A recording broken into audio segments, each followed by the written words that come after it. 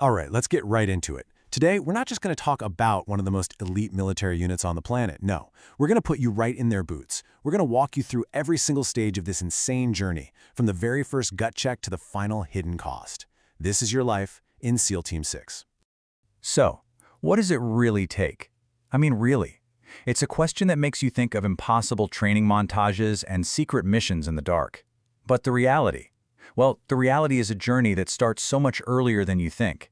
It's a path so ridiculously demanding that even the world's most capable warriors, they're just considered candidates. Let's start at the beginning. Okay, first things first, let's get the name right.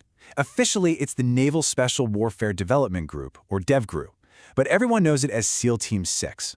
This is what's called a Tier 1 Special Mission Unit, basically the sharpest point of the American spear. And interestingly, it was actually born from failure, specifically a mission called Operation Eagle Claw in 1980.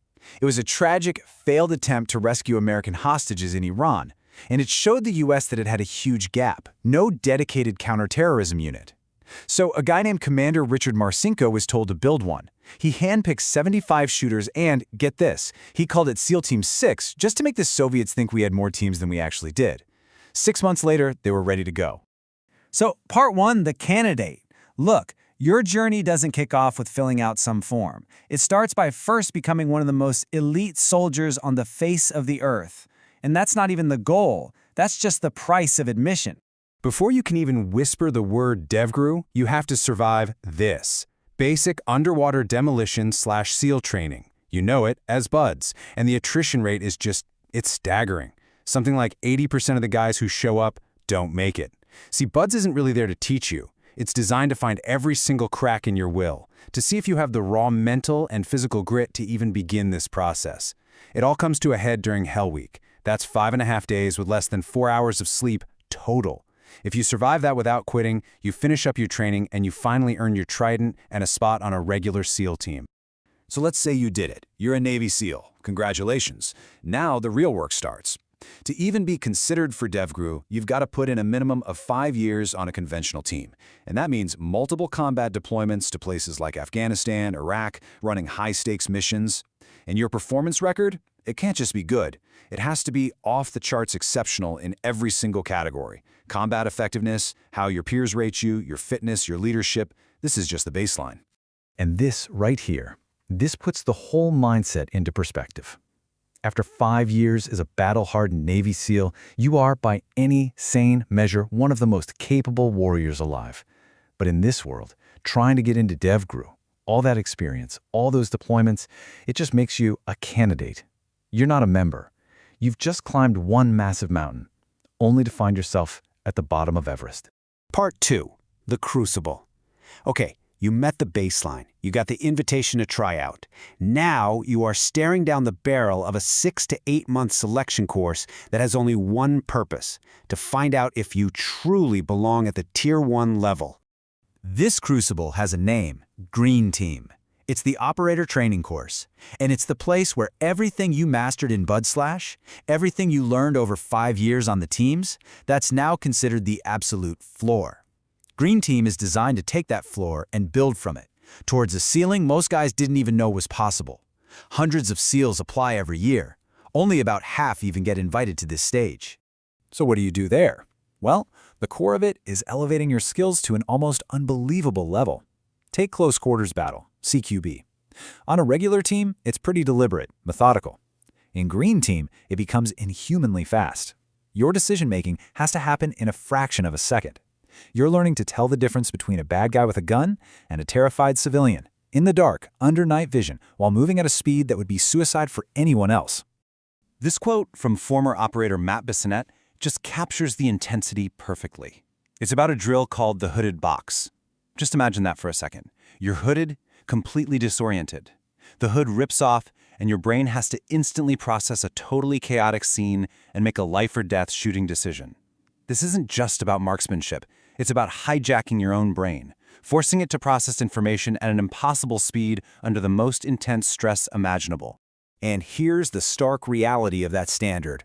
The washout rate for Green Team is about 50%. Let that sink in. These are already battle-hardened, truly exceptional Navy SEALs, and half of them don't make it through. But you know what? There's no shame in it. They go right back to their SEAL teams, still considered some of the best in the world. They just weren't the best of the best.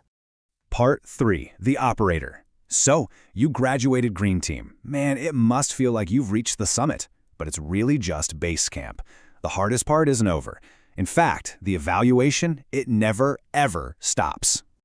Once you graduate, you get selected for an assault squadron. And it's kind of like an NFL draft. Red, blue, gold, silver. Each squadron has its own culture, its own identity. And this squadron, this becomes your tribe.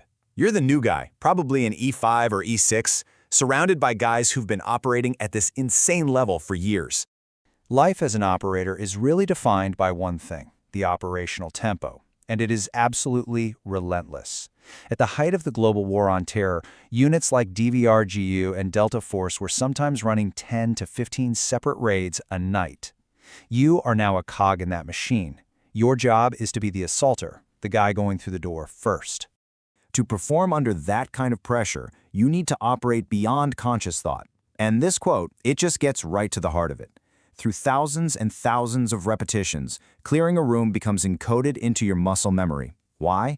Because your conscious mind is just too slow. Your body starts to recognize patterns and reacts, literally solving the problem of the room, who's a threat, who's not, purely on instinct. Part 4. The Leader. Okay, so after years as an assaulter, you move up. You become a leader. And the weight of the responsibility you carry now, it's almost unimaginable. You're a senior NCO now, a chief, and he's 7 or E8. You're leading a team of the world's most skilled operators. And leadership at this level isn't about barking orders. These guys already know exactly what to do. Your job is way more complex. It's to manage risk, to make snap decisions when the plan inevitably goes sideways, and to create the conditions for absolute flawless perfection, all while under fire. A perfect example of that kind of execution, the rescue of Captain Richard Phillips.